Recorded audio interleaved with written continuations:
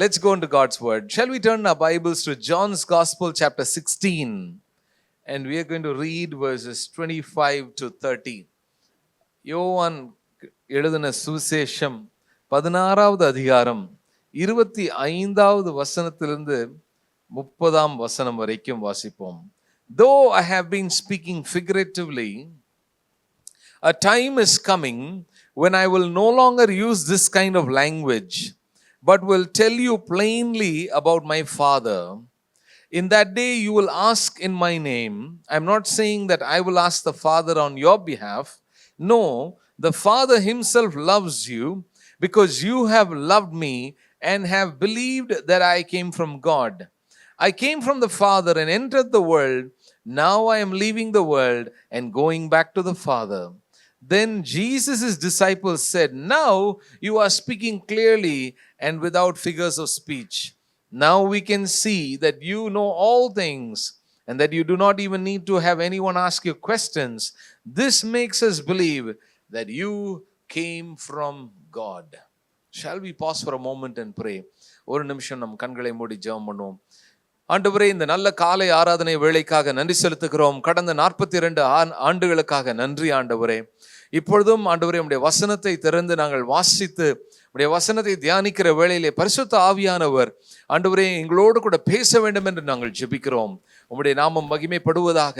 திறந்த உள்ளங்களோடு நாங்கள் இருக்கவும் உம்முடைய வசனங்கள் ஆண்டவரே எங்களுடைய உள்ளங்களை ஆண்டவரை தொடும்படியாக எங்களோடு பேசும்படியாய் நாங்கள் ஜெபிக்கிறோம். ஆண்டவரே, எங்களுடைய வாழ்க்கையிலே ஒரு பெரிய மறுரூபம் இன்றைக்கு உண்டாவதாக. இந்த புதிய ஆண்டிற்குள்ளாக நாங்கள் பிரவேசிக்கிற வேளையிலே புதிய தரிசனத்தோடு, புதிய நிச்சயத்தோடு, புதிய வாக்குத்தத்தத்தோடு நாங்கள் கடந்து செல்ல கிருபை செய்யும். ஆசீர்வதியும், வழி நடத்தும். இயேசு கிறிஸ்துவின் மூலம் வேண்டிக் கொள்கிறோம் நல்ல பிதாவே, ஆமென்.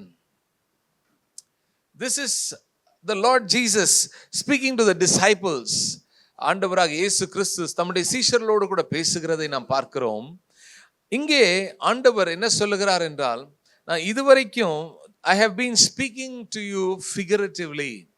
நான் உவமைகளை பயன்படுத்தி, I have been speaking to you in parables, stories. பல விதமான மறைமுகமான விதங்களிலே உங்களோடு கூட பேசிக்கொண்டு இருக்கிறேன். தம்முடைய ராஜ்யத்தை கட்டும் பணியிலே ஆண்டவராக இயேசு கிறிஸ்து தம்முடைய சீஷர்களுக்கும் யூதர்களுக்கும் தம்மை வெளிப்படுத்தி கொண்டு வருகிறார்.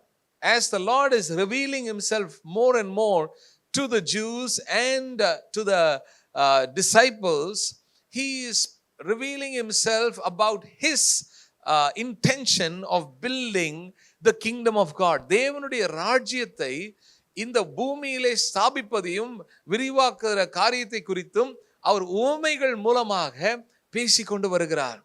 How his lordship, how his messiahship of being a savior, ஜனங்களை தங்களுடைய பாவங்களிலிருந்து மீட்கிற பணியிலும், அது மாத்திரமல்ல தான் அவர் ஜனங்களை ஆளுகை செய்து ஆண்டு கொண்டு to be the Lord and the Savior and the Master of their lives. The Lord is constantly revealing himself through parables, through stories, உவமைகள் மூலமாக. அது மாத்திரமல்ல, அற்புதங்கள் அடையாளங்கள் மூலமாகவும் தாம் யார் என்பதையும் அவர்களுடைய ஆவிக்குரிய நிலைமை எப்படியா இருக்கிறது என்பதை குறித்தும் வெளிப்படுத்தி, அவர் எப்படியாக அவர் உண்மையான மெய்யான ஒரு ஆவிக்குரிய ஒரு அனுபவத்திற்குள்ளாக, மெய்யான ஒரு உறவுக்குள்ளாக, அவரோடு கூட இருக்கும் உறவுக்குள்ளாகவும் நித்திய ஜீவனின் பாதையும் அவர்கள் கண்டு கொள்ள வேண்டும் என்று சொல்லி ஆண்டவராக இயேசு கிறிஸ்து தம்முடைய ஜனங்களோடு கூட, யூதர்களோடு கூட, சீஷர்களோடு கூட பேசிக்கொண்டே வருகிறார்.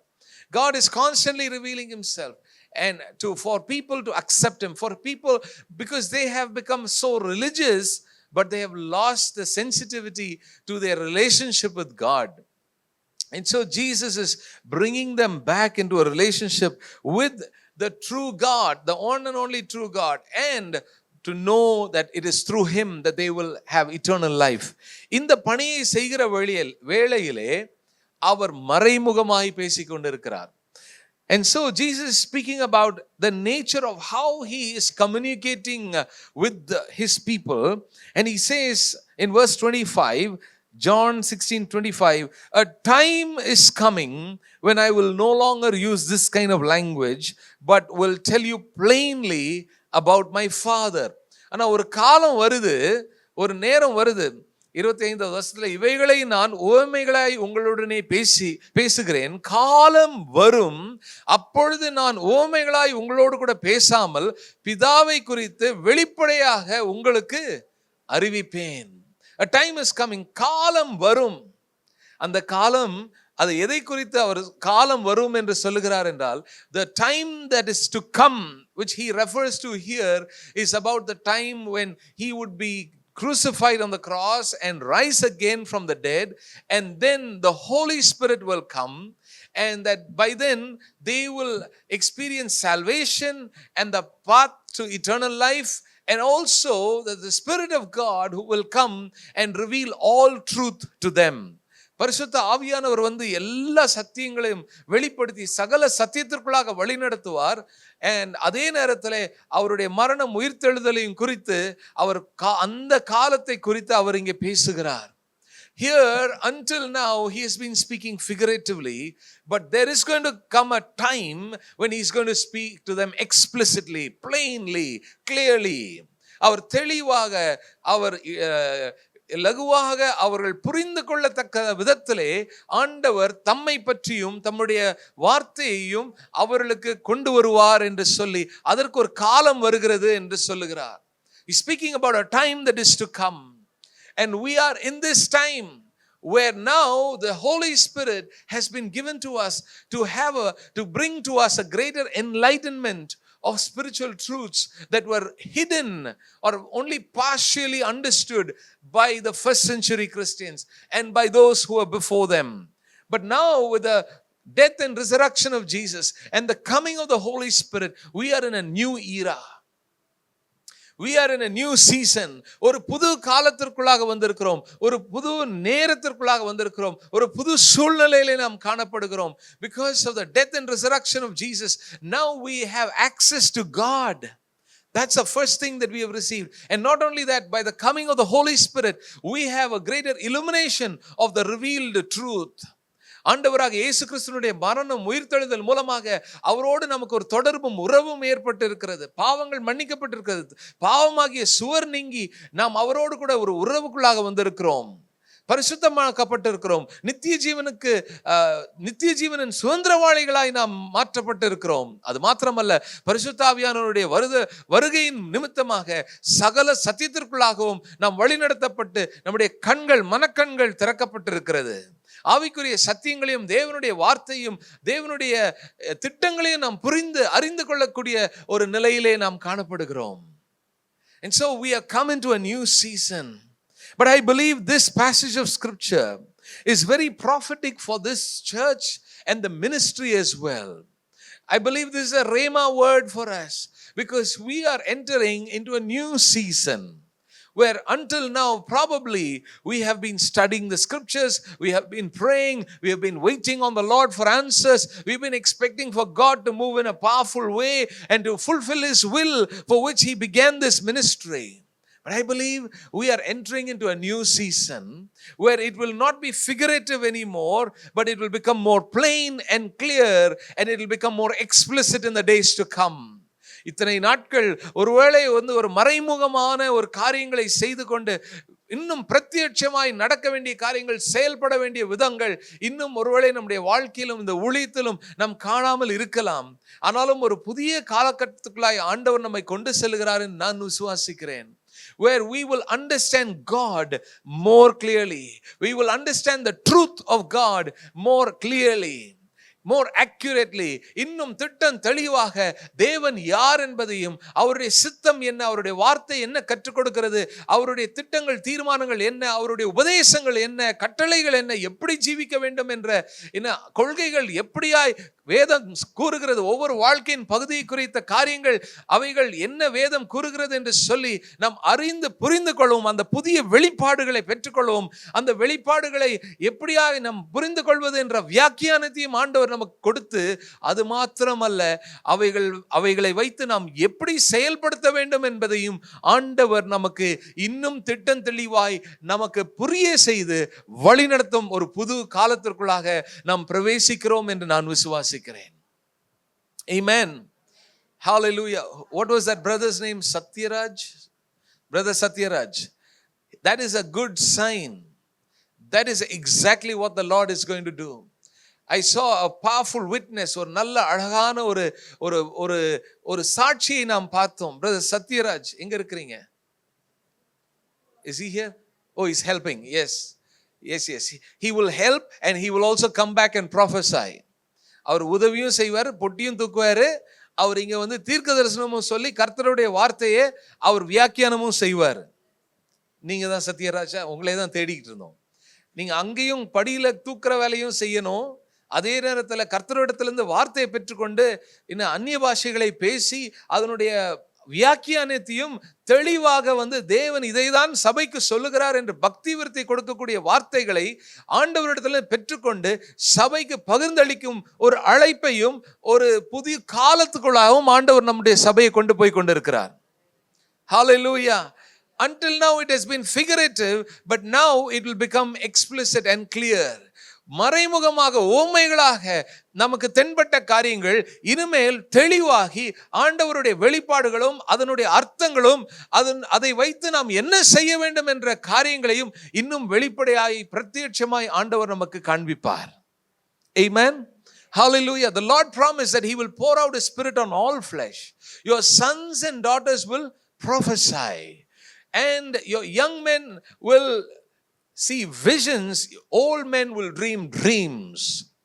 இந்த தீர்க்க தரிசனங்களையும் சொப்பனங்களையும் தரிசனங்களையும் ஏன் ஆண்டவர் தருகிறார் என்றால், அவர் தம்முடைய ஜனங்களோடு என்ன பேச வேண்டும் என்ற காரியத்தை குறித்து அவர் வெளிப்படுத்தி அவர்கள் செயல்படுவதற்கும் செயல்படுத்துவதற்கும் ஆண்டவர் தம்முடைய திட்டங்களையும் சித்தங்களையும் வெளிப்படுத்தும்படியாய் அப்படிப்பட்ட வரங்களையும் கிருபைகளையும் ஆண்டவர் சபைக்கு பகிர்ந்து தருகிறார். God gives visions, dreams, prophecies, the gifts of the Holy Spirit. Why? So that he may reveal his will, what he wants his people to do, how he wants them to live, and to bring encouragement. Avaral bhakti virthi adaya, for them to be edified, for the people of God to be edified, to grow in godliness. God gives visions. God gives dreams. God gives prophetic utterances. God gives his word to his people. வசனத்தில் இருந்தும் தம்முடைய தீர்க்கதரிசன வரங்களின் மூலமாகவும் ஆண்டவர் இந்த சமயத்திற்கு வேண்டிய வார்த்தை என்ன என்பதை திட்டம் தெளிவாய் தம்முடைய ஜனங்களுக்கு தருவார். அப்படிப்பட்ட ஒரு புதிய காலத்திற்குள்ளாக ஆண்டவர் இந்த சபையை கொண்டு போய் கொண்டிருக்கிறார். Hallelujah. You will begin to see more and more of these things in the days to come. Not only one brother Satyaraj, but many others. ஒவ்வொருவருக்கும் விசேஷித்த கிருபைகளையும் வரங்களையும் ஆண்டவர் கொடுத்து அவர் மறைமுகமாக இனிமேல் பேசுவதில்லை, காண்பிப்பதில்லை. ஆனால் இனிமேல் ஆண்டவர் திட்டம் தெளிவாக பிரத்யட்சமாய் வெளிப்பட்டு ஆண்டவர் எதை யாரோடு பேசுகிறார் என்பதை காண்பித்து சபைக்கு என்ன பொதுவாக கொடுக்கிறார் என்பதையும் வெளிப்படுத்தி ஆண்டவர் மிகவும் மேன்மையாக மகிமையாக நம்மை வழிநடத்தும் காலம் வந்துவிட்டது. Hallelujah. Praise the Lord. Hallelujah. Maybe you have been praying for a lot of things for a long time. Maybe you've been reading the Bible. You've been trying to understand. You've been studying the scriptures. But probably you have not seen any breakthrough. Maybe you've not seen anything dramatic happen. You have not yet seen, the things that you're expecting or waiting to see happen.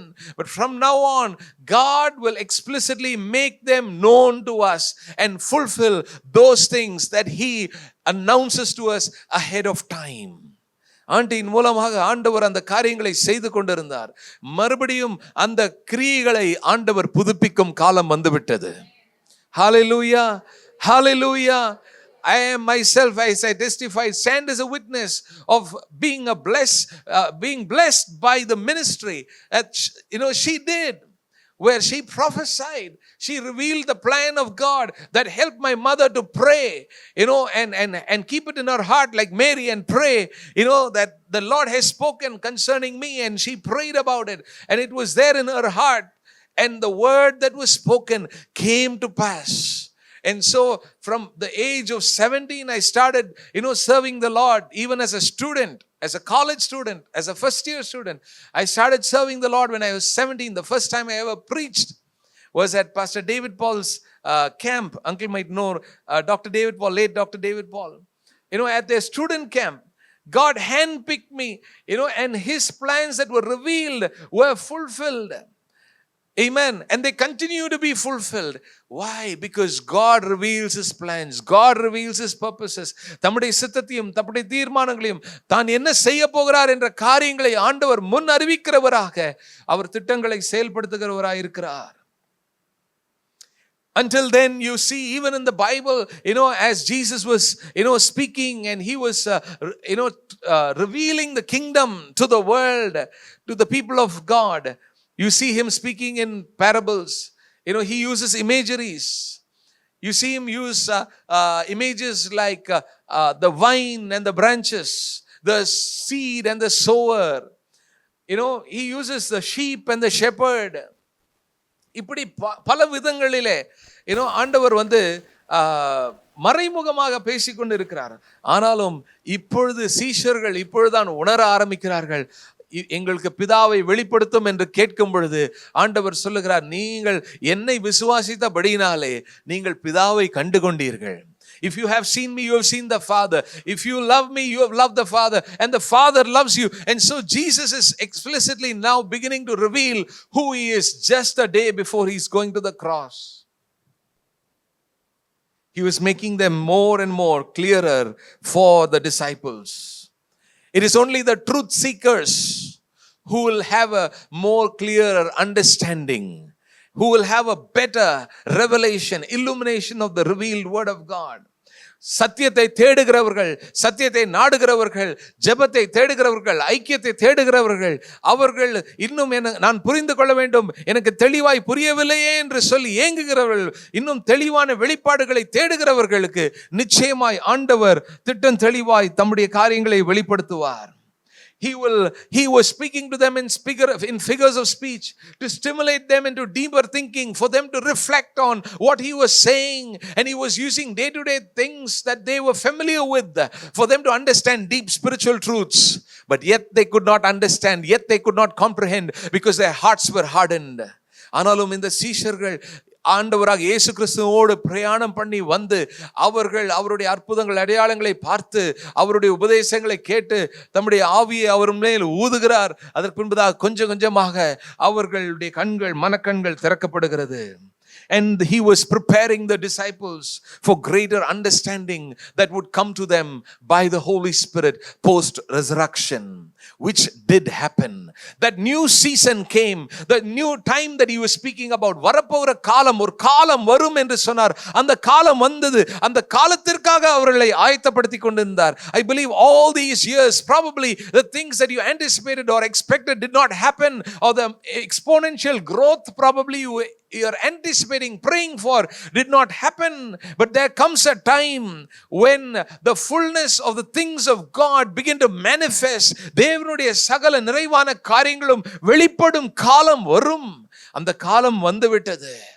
This is a season, and the experience of this one man of God is a good sign for us to know that God has already given us a sign to what he was going to do in the new season to come.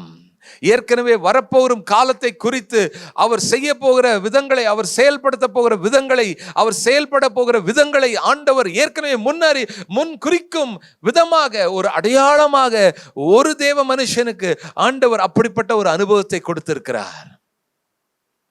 Paul would say, if anyone speaks in tongues, he edifies himself. But if all speak in tongues and nobody to interpret, what is the use? Though nobody will understand, nobody will be able to say amen to that. But those who speak in tongues ought to pray that God will give you the gift of interpretation of those tongues. அந்நிய பாஷைகளை பேசுகிறவர்கள் அவர்கள் தங்களுக்கு பக்தி விருத்தியை உண்டு பண்ணுகிறார்கள். ஆனாலும் அந்த அந்நிய பாஷைகளை பேசுகிறவர்கள் அதனுடைய வியாக்கியானம் என்ன என்பதை வெளிப்பாடுகளை கேட்டு ஜெபியுங்கள், அப்பொழுது அது முழு சபைக்கும் பிரயோஜனமுள்ளதா இருக்கும் என்று சொல்லுகிறார். ஆகவே இந்த புது காலத்திலே பாஷைகளை பேசுகிற அனுபவங்களை தாண்டி பாஷைகளை வியாக்கியானம் பண்ணும் காலத்திற்குள்ளாக ஆண்டவர் நம்மை நடத்தி செல்லுவார். Hallelujah. That there will be explicit revelations and clear instructions and encouragement and words of edification that God will give through His people, through His children, through His servants, through every one of us here, that we will all bring a word from God. We will bring a song from the Lord. We will bring a vision from the Lord. We will bring a word of edification from the Lord that will build up the entire body. நாம் அனைவரும் சேர்ந்து கிறிஸ்துவின் சரீரமாய் நாம் கட்டி எழுப்பப்படும்படியாய், ஸ்திரப்படும்படியாக, முதிர்ச்சி அடையும்படியாய், வளர்ச்சி அடையும்படியாக, நாம் பூரணத்துக்கு நேரே கடந்து செல்லும்படியாக ஆண்டவர் ஒவ்வொரு மூலமாக தம்முடைய வார்த்தை இன்னும் திட்டம் தெளிவாக தரிசனங்களை கொடுத்து, சொப்பனங்களை கொடுத்து, வார்த்தைகளை கொடுத்து உங்களை அனுப்புவார். Hallelujah. சபை கூடுதல் வரும் பொழுது there will be a dynamic activity and the work of the Holy Spirit amongst us. Hallelujah. நாம் சபையாய் கூடி வரும்போது ஒரு வல்லமையான ஆவியானவருடைய அசைவாடுதலும் ஆவியானவருடைய பலத்த கிரியைகளையும் வெளிப்பாடுகளும் ஆண்டவர் நமக்கு கொடுத்து இந்த சபையை ஆவிக்குரிய வளர்ச்சியிலே புது வருஷத்திலே நம்மை கட்டி எழுப்புவார். Hallelujah. ஹalleluya. நேற்று இருந்ததுல எங்களுடைய சபையில ஃபாஸ்டிங் பிரேயர் வச்சிருந்தோம். உபவாசம் ஜெபம் என்ன முடிஞ்ச உடனே ஒரு முதிர்ச்சி அடைந்த ஒரு அம்மா, ஒரு தாயார் வந்து என்னிடத்துல வந்து என்னுடைய கரங்களை பிடித்து அவங்க வந்து என்னை விஷ் பண்ணிட்டு சொன்னாங்க, என்ன ஆண்டவர் வந்து உங்களுக்கு புது வாசல்களை திறக்க போறாரு, அடைக்கப்பட்ட வாசல்களை இனிமா என்ன அடைக்கப்பட்டிருக்காது, புது வாசல்கள் ஆண்டவர் உங்களுக்கு திறப்பாரு அப்படின்னு சொல்லி அவங்க எனக்கு தீர்க்க தரிசனமா சொல்லிட்டு போனாங்க. ஹalleluya. அவங்க குடும்பத்தில் அவங்க மட்டும்தான் ரட்சிக்கப்பட்டவங்க. அவங்க குடும்பத்தில் இருக்கவங்க எத்தனையோ பேர் எத்தனையோ சபை ஆராதனைகளுக்கு வந்திருக்கிறாங்க. ஆனா இன்னும் அவங்க ஒருவரும் ரட்சிக்கப்படலை, இன்னும் ஆண்டவர் அவங்க ஏற்றுக்கொள்ளலை. அதிகமான ஒரு எதிர்ப்புகள் மத்தியில தான் அவங்க சபைக்கே வராங்க. ஆனாலும் அவங்க வந்து அவங்களுக்கு அவங்க குடும்பத்தில் இருக்க பிரச்சனைகள், அவங்களுக்கு கஷ்டம், அவங்க அதை தான் சொல்லிக்கிட்டே இருப்பாங்க, அழுவாங்க, அவங்க பாரத்தோடயே இருப்பாங்க. ஆனா வந்து அவங்களுக்கு கிளியரா வந்து ஆண்டவர் ஒரு வார்த்தை எனக்கு ஆண்டவர் கொடுக்கிறார் இந்த விசுவாசியின் மூலமா. ஹalleluya. ஊழியக்காரர்கள் மாத்திரம்தான் ஊழியம் செய்வாங்கன்னு அல்ல, எல்லாருமே ஊழியக்காரர்கள் தான். ஆமென். ராஜரிக ஆசாரிய கூட்டமாய் நாம் இருக்கிறோம். ஆகவே நாம் சபையாய் ஒன்று கூடி வரும்பொழுது ஆதி திருச்சபையிலே அப்படிதான் இருந்தது. Each one would bring something from the Lord and that would edify one another. And we are going into that new season, a new era where we will not be speaking in parables or understanding vaguely or inadequately, but it will become more clear and accurate and explicit. A new season was dawning for the disciples. சீஷர்களுக்கு ஒரு புது காலம் தோன்றும் நேரம் வந்து விட்டது. And they were ready and they were prepared for it. All of these years was not a failure. இத்தனை ஆண்டுகள் ஒரு தோல்வி அல்ல. The world determines success based on numbers. It determines success based on budgets. வாஸ்தாங்கல்ல budget. The world determines how much volume, what was the turnover, what was the net worth, what is your net worth, what is the turnover, what was the net profit. That is how, what are the numbers, what are the stats like. That is how the world determines success. But the success in the kingdom of God is different. The math in the kingdom of God is different. It is about faithfulness. There are many multi-speciality enterprises, many multi-speciality enterprises, but there are very few that have a family practice. நான் சொன்னது எத்தனை பேருக்கு புரிஞ்சது? அநேக multi speciality சபைகள் உண்டு, பல departments இருக்கும், எல்லாருக்கும் ஸ்பெஷலிஸ்ட் வச்சிருப்பாங்க, ஹைலி குவாலிஃபைட் கிராஜுவேட்ஸ் எல்லாம் அப்பாயிண்ட் பண்ணி வச்சிருப்பாங்க, பெரிய பட்ஜெட்ஸ் இருக்கலாம், பில்டிங்ஸ் இருக்கலாம், தப்பு இல்லை. ஆனா மல்டி ஸ்பெஷாலிட்டி என்டர்பிரைசஸ் அது ஒரு விதமான காரியங்கள். ஆனா ஒரு விதமான சபைகள் குடும்ப சபைகளா இருக்கிறது. ஒரு குடும்பத்தின் அஸ்திபாரங்களிலே நல்ல ஒழுக்கங்களிலே கட்டப்படும், எல்லாரும் பராமரிக்கப்பட்டு, எல்லாரும் ஆதரிக்கப்பட்டு, எல்லாரும் அரவணைக்கப்பட்டு, எல்லாரும் நேசிக்கப்பட்டு, எல்லாருக்கும் உபதேசித்து எல்லாரையும் உருவாக்கி கட்டி எழுப்பி குடும்பமாக செயல்படும் சபைகள் ஒரு சிலதான். Only a very few that still continue to hold on to the biblical model of a family practice. Church was never to be institutionalized and become such that it becomes like a multi-speciality hospital, that you have each division, each department functioning in exclusivity of the other, and nobody knows what's going on in each one's life. Nobody knows what happens, what the other department does. The women's department does something, the men's department does something, the youth department do something, the Medianites do something. You know Medianites? The media team. So ஒவ்வொரு கூட்டத்தாரும் ஒன்னோட செஞ்சுக்கிட்டு இருக்காங்க. That is not how a church ought to be. A church is a family of God. A church is a family of families.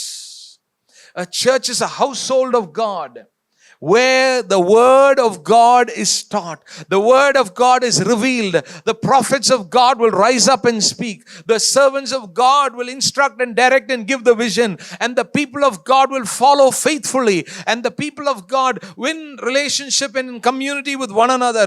ஒருவரோடு கூட ஒருவர் உறவிலே ஒன்றாக சேர்ந்து இசைவாய் கட்டப்பட்டு அப்போஸ்தலர்கள் தீர்க்கதரிசிகள் அஸ்திபார உபதேசங்களிலே கட்டி எழுப்பப்படும் ஒரு சபைதான் உண்மையான ஒரு சபையா இருக்கிறது. வேதாகமத்தின் அடிப்படையிலே கட்டப்படும் ஒரு சபையா இருக்கிறது. அப்படிப்பட்ட சபைகளிலே தெளிவான வெளிப்பாடுகள், தெளிவான ஆலோசனைகள், தெளிவான வழிநடத்துதல் ஆண்டவரிடத்திலிருந்து கிடைக்கும். ஹல்லேலூயா, ஹல்லேலூயா, ஹல்லேலூயா. You read again verse 25. John's Gospel chapter 16 and verse 25. Though I have been speaking figuratively, a time is coming when I will no longer use this kind of language, but will tell you plainly about my Father. என்னுடைய பிதா யார், பிதாவினுடைய குணங்கள் என்ன, பிதா எப்படிப்பட்டவர், பிதாவினுடைய சித்தம் என்ன, பிதா என்ன எப்படிப்பட்ட கிரியைகளை எதிர்பார்க்கிறார், பிதாவினுடைய கிரியைகளை நான் எப்படி நிறைவேற்றுகிறேன், இவைகள் எல்லாவற்றையும் இன்னும் தெளிவாக உங்களுக்கு வெளிப்படுத்தும் காலம் வருகிறது. Hallelujah, praise the Lord. There's no ambiguity, nothing vague, clear revelations, clarity of revelations, clarity of insights, clarity of direction, clarity of the vision. ஹல்லேலூயா. அப்படிப்பட்ட தெளிவாக நடத்தக்கூடிய ஊழியக்கார குடும்பத்தை ஆண்டவர் எழுப்பி இருக்கிறார். Not only uncle and auntie, but also the entire family, all the 3 children. ஒவ்வொருவரையும் ஆண்டவர் எழுப்பி இருக்கிறார். ஒவ்வொரு பட்டணத்தில், ஒவ்வொரு தேசத்தில், ஒவ்வொரு இடத்துலையும் அவர்களை வைத்திருக்கிறார். Strategically God has placed them in particular places. ஒருவரை நார்த் இந்தியா, ஒருத்தரை சவுத் இந்தியா, ஒருத்தரை middle east. Amen. Hallelujah. These are ancient plans of God, purposes of God. And who can despise God's plans and God's direction and God's will? They will lead you. God says, I will give you shepherds after my own heart, who will lead you with knowledge and wisdom and understanding. உங்களுக்கு கர்த்தருடைய சித்தத்தின் ஏற்ற, அவருடைய இருதயத்துக்கு ஏற்ற மெய்ப்பொருளை உங்களுக்கு தருவேன் என்று சொன்னார். ஆண்டவர் நமக்கு ஏற்ற மெய்ப்பொருளை கொடுத்திருக்கிறார். எந்த மெய்ப்பனை ஆண்டவர் நமக்கு கொடுத்திருக்கிறாரோ அந்த மெய்ப்பனுடைய வழிநடத்தல், அந்த மெய்ப்பனுடைய சத்தத்தை கேட்டு நடக்கும் பொழுது, He is our chief shepherd, but He has also given us under shepherds who serve under Him. And when we are led by those shepherds, men and women whom God raises to lead. There are 2 things in ministry. ஊழியத்தில் 2 பகுதிகள் உண்டு. One is the ministry aspect, or the ministering part of the ministry, where you pray for people, you counsel people, you teach them the word of God, you disciple them. You know, you counsel, you encourage, you mourn with those who mourn, you rejoice with those who rejoice. That's the shepherding work. That's the part of the ministering work. But the other side of the ministry, ஊழியத்தினுடைய பாகம் என்னவென்றால், it's leadership, தலைமத்துவம். It's easy for anybody who has a little bit of a grace in a particular area, நல்ல கொஞ்சம் பாடக்கூடிய திறமை, ஒரு கிருபை, தாளந்து இருந்ததுன்னா, வரம் இருந்ததுன்னா, அதில் நல்லா செயல்பட்டாங்கன்னா நிச்சயமா கொஞ்சம் நல்லா பாடலாம், ஆராதனை நடத்தலாம், செயல்படலாம். ஆனா தலைமத்துவம் என்ற காரியத்தை கர்த்தர் ஒரு சிலருடைய கரங்களிலே கொடுக்கிறார். Everybody is called to minister.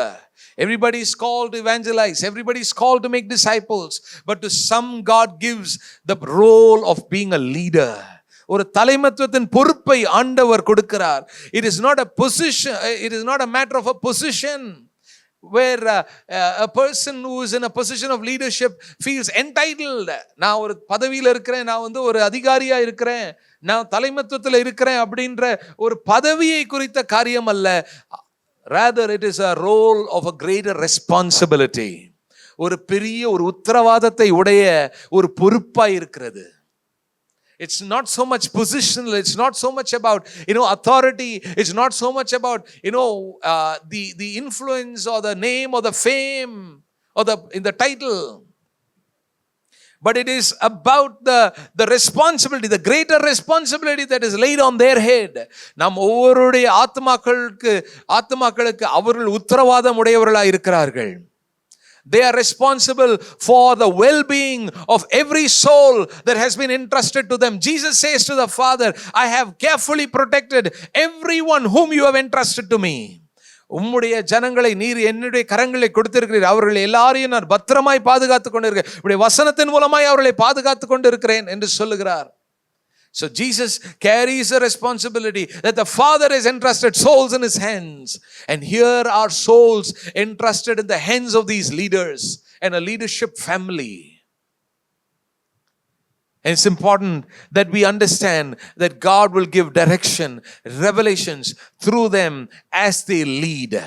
As they lead from the front, as they lead with a vision, as they lead with give a sense of direction and a certain thing that God would put in their heart from time to time. காலங்களிலே ஆண்டவர் ஒவ்வொரு நேரத்திலும் ஒவ்வொரு சமயங்களிலும் ஒவ்வொரு சீசன்லயும் ஆண்டவர் அவங்களுக்கு சில தரிசனங்களை கொடுத்து என்ன திசையிலே சபை செல்ல வேண்டும், என்ன விதமாய் சபை செயல்பட வேண்டும், எப்படி செயல்பட வேண்டும், எப்படி காரியங்களை செயல்படுத்த வேண்டும் என்று அந்த தலைமைத்துவத்திற்கு ஆண்டவர் வெளிப்பாடுகளை கொடுத்து வழிநடத்தும் பொழுது நாம் இணைந்து செயல்படுவோமே என்றால் அந்த காரியங்களிலே பெரிய வெற்றியும் பெரிய பிரேக் த்ரூயும் பெரிய காரியங்களையும் ஆண்டவர் செய்கிறதை நாம் காண்போம். ஆனாலும் அந்த வெளிப்பாடுகளை கர்த்தர் தலைமைத்துவ குடும்பத்திற்கு இன்னும் தெளிவாய் தருவார். Hallelujah. Hallelujah. He will give a greater clarity and a direction and a vision concerning the ministry and the future. And so we shall not despise any of them, whether it is a man or a woman who stands up to lead.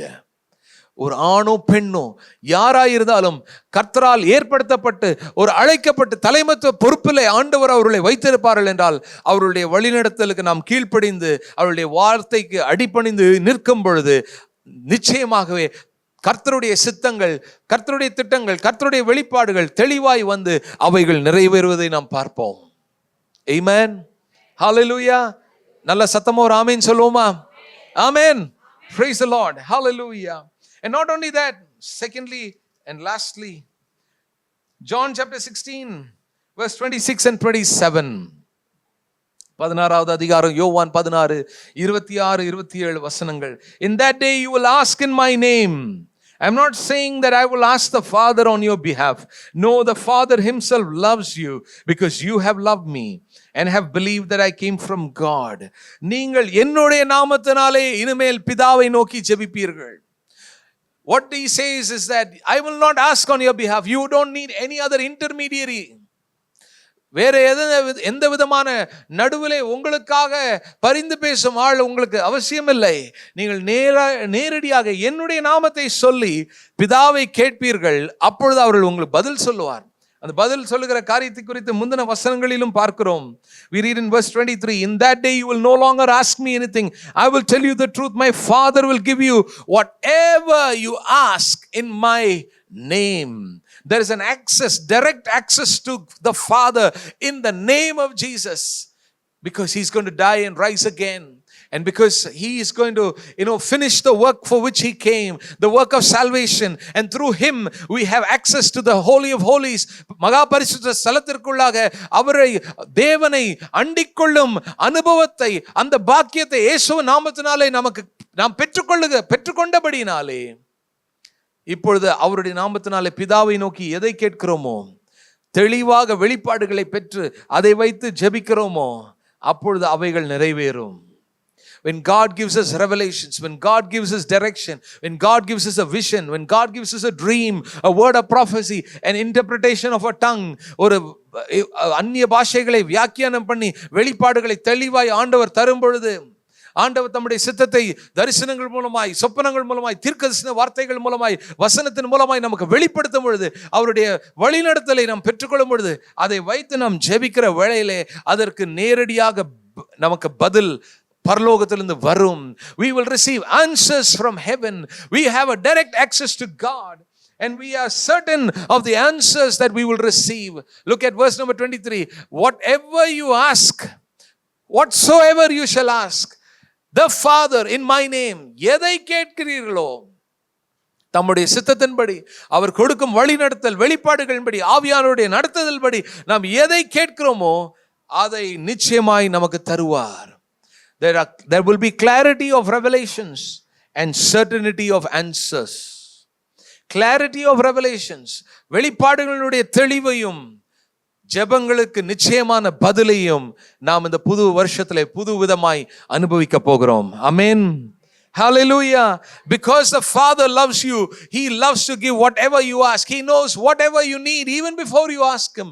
எது நமக்கு தேவையோ நாம் கேட்பதற்கு முன்பதாகவே அறிந்தவராய் இருக்கிறார். எதை கேட்கிறோமோ அதை நிச்சயமாய் தருவார். Maybe you've been praying for souls for a long time. You're going to see souls walk in even without invitations. ஒருவேளை நீங்க அநேக ஆண்டுகளாக ஆத்துமாக்களுக்காய் ஜெபித்துக் கொண்டு இருக்கலாம். ஆண்டவரே, ரட்சிக்கப்படாதவர்களை தாரும், ரட்சிக்கப்படாத எங்களுடைய குடும்பத்தாரை தாரும், ரட்சிக்கப்படாத எங்களுடைய அயலகத்தாரை தாரும், இந்த சுற்று வட்டாரத்தில் இருக்கிற மக்களை எங்களுக்கு தாரும், இந்த பட்டணத்தின் ஜனங்களை எங்களுக்கு தாரும் என்று நீங்கள் கேட்டுக்கொண்டு இருக்கலாம். ஆனாலும் அந்த கேட்டுக்கொண்டு இருந்த எல்லா ஜெபங்களுக்கும் நிச்சயமாகவே இந்த வரும் காலங்களிலே பதில் உண்டு. ஹல்லேலூயா. பிதா உங்களை நேசிக்கிறபடினாலே எதையெல்லாம் சொல்லி அவருடைய இயேசுவின் நாமத்தினாலே கேட்கிறோமோ அவைகளுக்கு நிச்சயமாய் பதிலை ஆண்டவர் தருவார். ஹல்லேலூயா. தந்து அவர் நம்மை சந்தோஷப்படுத்த போகிறார். ஹல்லேலூயா. உங்களுடைய துக்கம் சந்தோஷமாய் மாறும் என்று சொன்னவர் அவர் ஏன் இந்த பதிலை நான் உங்களுக்கு தரும் பொழுது நீங்கள் என்ன பெற்றுக்கொள்வீர்கள் என்றால், verse number 24, until now you have not asked for anything in my name. Ask and you will receive and your joy will be complete. இதுவரைக்கும் நீங்கள் என் நாமத்தினாலே ஒன்றும் கேட்கவில்லை. ஏன்னா பிசிக்கலா ஆண்டவர் பக்கத்திலே இருக்கிறார். அவங்களுக்கு என்ன தேவையோ இயேசு அங்கேயே அவங்க தேவைகளை சந்திச்சிட்டாரு. So until now you have not contacted the Father, you have not spoken to the Father, you have not approached the Father in heaven. But now, after His death and resurrection and the coming of the Spirit, you will have greater clarity of revelations. Not only that, but whatever you ask in my name, because you have a relationship with me, because you accepted that I have come from God and I am returning to God. நான் மேசியா, நான் தேவனிடத்திலிருந்து வந்தேன், மறுபடியும் செல்ல போகிறேன் என்றதை விசுவாசித்தபடினாலே, என்னை விசுவாசிக்கிறவளாய் வந்தபடினாலே, என் நாமத்தை சொல்லி எதெல்லாம் கேட்கிறீங்களோ அதை உங்களுக்கு தருவேன். தருகிறவர் ஏன் தருகிறார்? ஏன் தரும் பொழுது என்ன நடக்கும் என்றால், நம்முடைய என்னது உங்கள் சந்தோஷம், அப்பொழுது உங்கள் சந்தோஷம் நிறைவாயிருக்கும்படி பெற்றுக்கொள்வீர்கள். அப்பொழுது உங்களுடைய சந்தோஷம் நிறைவாயிருக்கும். Hallelujah. Maybe you've gone through a season of grief, a season of sorrow, a season of trials. ஒருவேளை இந்த காலங்கள், கடந்து வந்த காலங்கள் கஷ்டமான காலங்களா இருந்திருக்கலாம், பிரச்சனையான காலங்களா இருந்திருக்கலாம், துக்கமான காலங்களா இருந்திருக்கலாம், இழப்பான காலங்களா இருந்திருக்கலாம், தோல்வியான காலங்களா இருந்திருக்கலாம். Maybe there are many things you regret about, you feel sad for. But now when God answers prayer in this new season, He will answer certainly when you ask in His name. And what will happen is that your joy will be complete. எதிர்பாராத காரியம் நடக்கும் பொழுது சந்தோஷம் வருமா வராதா? என்ன நடக்காது என்று நினைச்ச காரியம் நடக்கும் பொழுது சந்தோஷம் வருமா வராதா? Amen. என்ன முடியாது என்ற காரியம் நடக்கும் பொழுது சந்தோஷம் வருமா வராதா? நிச்சயமாகவே வரும்.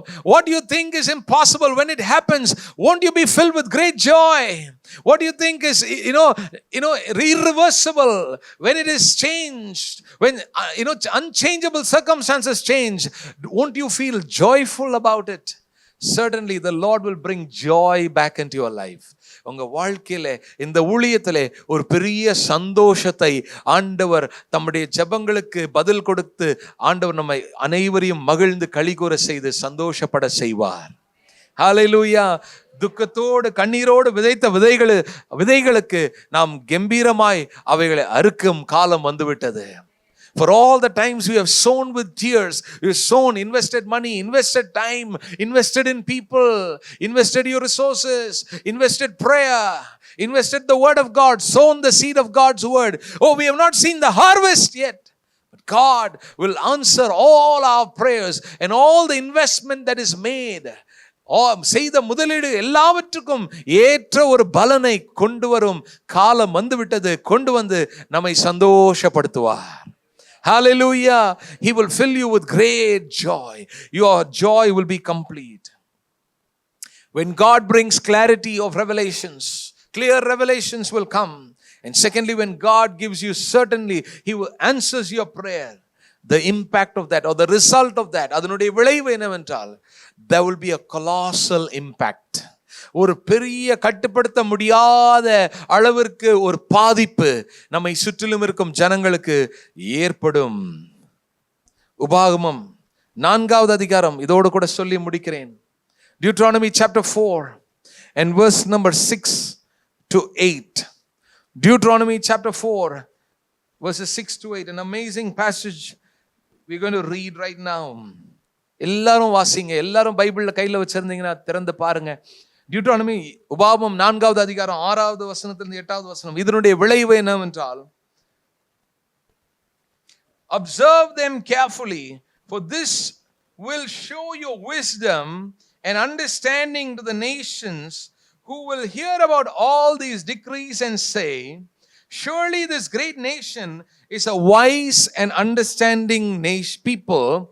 What other nation is so great as to have their gods near them, the way the Lord our God is near us whenever we pray to Him? And what other nation is so great as to have such righteous decrees and laws, or as this body of laws I am setting before you today? இந்நாளிலே நான் உங்களுக்கு விதிக்கிற இந்த நியாயப்பிரமாணம் முழுமைக்கும் ஒத்த இவ்வளவு நீதியுள்ள கட்டளைகளையும் நியமங்களையும் பெற்றிருக்கிற வேறே பெரிய ஜாதியும் எது? What other nation is so great? I want you to pause and just look at that phrase. What other nation is so great? Verse 6 போடுறீங்களா? 6வது வசனம். ஆகையால் அவைகளை கைக்கொண்டு நடவுங்கள், ஜனங்களின் கண்களுக்கு முன்பாகவும் இதுவே உங்களுக்கு ஞானமும் விவேகமுமாய் இருக்கும். அவர்கள் இந்த கட்டளைகளை எல்லாம் கேட்டு இந்த பெரிய ஜாதியே ஞானமும் விவேகமும் உள்ள ஜனங்கள் என்பார்கள். When God gives you clear understanding of His word, understanding of His truth, understanding of what it means to your life, உங்க வாழ்க்கையின் சூழ்நிலைகளை எப்படி கையாள்வது என்று சொல்லி வேதத்தின் சத்தியங்களை திட்டம் தெளிவாய் ஆவியானவர் வெளிப்படுத்தி காண்பித்து வெளிப்பாடுகளை அவ்வப்பொழுது கொடுக்கும் வேளையிலே நாம் ஞானத்தையும் அறிவையும் பெற்றுக்கொள்கிறோம். எப்படி வாழ்க்கை நடத்துவது, வாழ்க்கையை எப்படி என்ன கண்ணோட்டத்தில் பார்ப்பது, எப்படி தீர்மானங்களை எடுப்பது, குடும்பத்தை எப்படி நடத்துவது, என்ன வேலைகளை எப்படி செய்வது, பொறுப்புகளை எப்படி நடப்பிப்பது, ஊழியங்களை எப்படி செய்வது, எல்லாவற்றுக்கும் வேண்டிய ஞானத்தையும் விவேகத்தையும் வாழ்க்கைக்கு வேண்டியதை ஆண்டவர் திட்டம் தெளிவாய் நமக்கு வெளிப்படுத்தி தருவார். You see, Joseph had a revelation, or rather Pharaoh had a revelation. Joseph interpreted the dream. பார்வோனுக்கு வெளிப்பாடு வந்தது, சொப்பனம் வந்தது. யோசேப்பு அதை வியாக்கியானம் பண்ணுகிறார். வியாக்கியானம் பண்ணிட்டு நிக்கவில்லை. அவர் என்ன செய்யறார்னா, இப்பொழுது பார்வோன் என்ன செய்ய வேண்டும்? ஓகே, வெளிப்பாடு கிடைச்சிருச்சுப்பா, இதை வச்சு நான் என்ன செய்யறது? 7 வருஷம் செழிப்பு இருக்க போகுது, 7 வருஷம் என்ன இருக்க போகுது? பஞ்சம் வரப்போகுது. வெளிப்பாடு வந்துருச்சு, வெரி குட். சொப்பனம் வந்துச்சு, அதை இன்னொரு மனுஷன் கிருபையா ஆண்டவர் வரத்தை கொடுத்து வியாக்கியானம் பண்ணிட்டாரு. இப்போ இதை வச்சு என்ன பண்ணுவீங்க? வெறும் வெளிப்பாடையும் வரத்தையும் வச்சு என்ன பண்ணுவீங்க? சோத்திரம் சொல்லிட்டு போயிடலாம். ஆனா அதை வச்சு என்ன செய்யணும்ன்ற புத்தி இருக்கு பாருங்க, இதை தான் ஆண்டவர் தருவார். இது எல்லாத்தையும் தருவார். வெளிப்பாடும் தருவாரு, வியாக்கியானத்தை தருவாரு, அதை வச்சு என்ன செய்யணும், என்ன தீர்மானம் எடுக்கணும், எப்படி நடந்து கொள்ளணும்ன்றதையும் ஆண்டவர் வெளிப்படுத்துவார். அந்த புத்தியே தருவார். How to use, how to apply the truth, how to apply revelations, insights, understandings. How do you apply? What do you do? What decisions you make? God will lead. அப்பொழுது ஞானத்தோடும் புத்தியோடும் நடந்து கொள்ளும் பொழுது சுற்றிலும் இருக்கும் ஜனங்களின் கண்களுக்கு முன்பதாக இப்படிப்பட்ட ஞானம் அறிவு இவங்களுக்கு எங்க இருந்து வந்தது, இவங்களுக்கு எப்படி இவ்வளவு வெளிப்பாடு, முன்கூட்டியே எப்படி இதெல்லாம் தீர்மானம் செய்கிறாங்க அப்படின்றத உங்க வாழ்க்கையை பார்த்து, உங்க குடும்பத்தை பார்த்து, இந்த சபைக்குள்ள வரும்போது சபை மக்களை பார்க்கும் பொழுது ஆச்சரியப்பட்டு அதை தேடி வருவார்கள். Hallelujah. How do you live as a light to the Gentiles? It is through the wisdom and the understanding with which you do life. No foolish thing will ever be done in anybody's life. எந்த மதியீனமான காரியங்கள் யாருடைய வாழ்க்கையிலும் செய்யப்படாது. மதியீனமான தீர்மானங்கள் செய்யப்படாது. தோல்வியான காரியங்கள் நடைபெறாது. அவைகளிலிருந்து மீட்டு நம்மை எடுப்பார். தோல்விகள் வந்திருக்கலாம், கஷ்டங்கள் வந்திருக்கலாம், தவறான தீர்மானங்கள் எடுத்திருக்கலாம். ஆனா இனிமே வாழ்வதற்கு வேண்டிய ஞானத்தையும் புத்தியையும் ஆண்டவர் தம்முடைய வார்த்தையிலிருந்தும் வெளிப்பாடுகள் மூலமாகவும் வெளிப்பாடுகளை கொடுத்து வியாக்கியானத்தையும் கொடுத்து அதை எப்படி செயல்படுத்த வேண்டும் என்ற புத்தியும் கொடுப்பார். அப்பொழுது சுற்றிலும் இருக்கும் ஜனங்களுடைய கண்கள் பார்க்கும், இப்படிப்பட்ட வேறு ஜனங்கள் எங்கே? Where else can we find such people? அப்படி என்று கேள்விப்பட்டு தேடி வருவாங்க. ஆமென். இங்க போனா அவங்க சாமி இருக்குதாம்பா. அடுத்த வசனம் வாசிங்க. அவங்க சாமிலாம் அவங்களுக்கு பேசுதாம்பா. அவங்க சொன்னாலே, அவங்க பேசினாலே, அவங்க கேட்டாலே உடனே அவங்க சாமிலாம் பதில் கொடுத்துருதாம்பா. நான் நம்ம ஊர் பாஷையில சொல்றேன். I'm not speaking in a biblical language. நம்ம ஊர் பாஷையில சொல்லணும் அப்படிதான் சொல்லுவாங்களே. அங்க போனாங்களாம், அவங்க சாமி அவங்கள்ட்ட பேசிச்சான், அப்படியே நடந்துருச்சான். நீனும் வா, அக்கா வா, அண்ணா வாண்ணா அப்படின்னு என்ன பண்ணுவாங்க? சுற்று வட்டாரத்தில் இருக்கிற மக்கள்லாம் என்ன, இங்க அவங்க கடவுள் பேசுறாராம், அவங்க என்னெல்லாம் சொல்லி ஜெபம் பண்றாங்களோ அதுக்கெல்லாம் உடனே பதில் வருதான். நீங்களும் வா, உனக்கு பிரச்சனை இருக்குதா, இங்க வா, ஆஸ்பத்திரிக்கு போறியா, வழியில இங்க வந்துட்டு போயிடு. அவங்க ஜெபம் பண்ணுவாங்க. அங்க போய் பிரேயர் பண்ணா ஏதோ நடக்குமா இப்படின்ற வார்த்தை ஊருக்குள்ள பரவி வரும். ஹல்லேலூயா. ஊரெல்லாம் பரவி வரும். Verse 7, for what nation is there so great who has God near them as the Lord our God is in all the things that we call him for? எதுக்கெல்லாம் அவரை நோக்கி அழைக்கிறோமோ அது எல்லாவற்றுக்கும் பதில் தருவதற்கு இருக்கும் இப்படிப்பட்ட அவர்கள் மத்தியில் இருக்கிற தேவனை போல வேற உலகத்துல வேற எங்க தேவன் இருக்கிறார்? When God gives clear revelations, when God gives explicit answers in certain answers, he will make your joy complete. Not only your joy complete, as a result of this, இந்த ரெண்டு காரியங்களுடைய விளைவாக உலகத்தினுடைய மக்களுடைய கண்கள் பார்த்து இவங்களுடைய ஞானம் புத்தி நமக்கும் வேணும். இங்க புத்தி உள்ள விதத்துல இவங்க நடத்துறாங்க, அவங்க வாழ்க்கையை வாழ்றாங்க, ஞானமா வாழ்றாங்க, தவறு செய்யறது இல்ல, தோல்வி அடைகிறது இல்ல, என்ன எவ்வளவு தெளிவா இருக்கிறாங்க அவங்க காரியங்கள்ல அப்படின்றத பார்த்து ஆச்சரியப்பட்டு வருவாங்க. ரெண்டாவதாக, இவங்க மத்தியில ஒரு கடவுள் இருக்கிறாராம், அவரு எதுக்கெல்லாம் சொல்லி அவங்க ஜெபம் பண்றாங்களோ அதுக்கெல்லாம் பதில் தராராம் அப்படின்னு தேடி வருவார்கள். ஹல்லேலூயா, ஹல்லேலூயா. யோசித்து பாருங்க, அடுத்த வாரம் 4 பேர் வந்து வாசல்ல நிக்கிறாங்க. எங்க இங்க ஏதோ இங்க ஒரு கூட்டம் நடக்குதா, என்னங்க இங்க நடக்குதுன்னு கேக்குறாங்க. ஆமாங்க வாங்க, என்ன ஆச்சு அப்படின்னு கேக்குறீங்கன்னா, இல்ல இந்த ஏரியால பேசிக்கிட்டாங்க, இங்க ஏதோ போய் பிரேயர் பண்ணா வந்து என்னெல்லாம் சொல்லி ஜெபம் பண்றாங்களோ அதெல்லாம் அவங்க வாழ்க்கையில் நடக்குதான், என்ன அதனால கேள்விப்பட்டு வந்தேன் அப்படின்னு கேள்விப்பட்டு 4 பேர் வந்தாங்கன்னா எப்படி இருக்கும் அடுத்த வாரம்?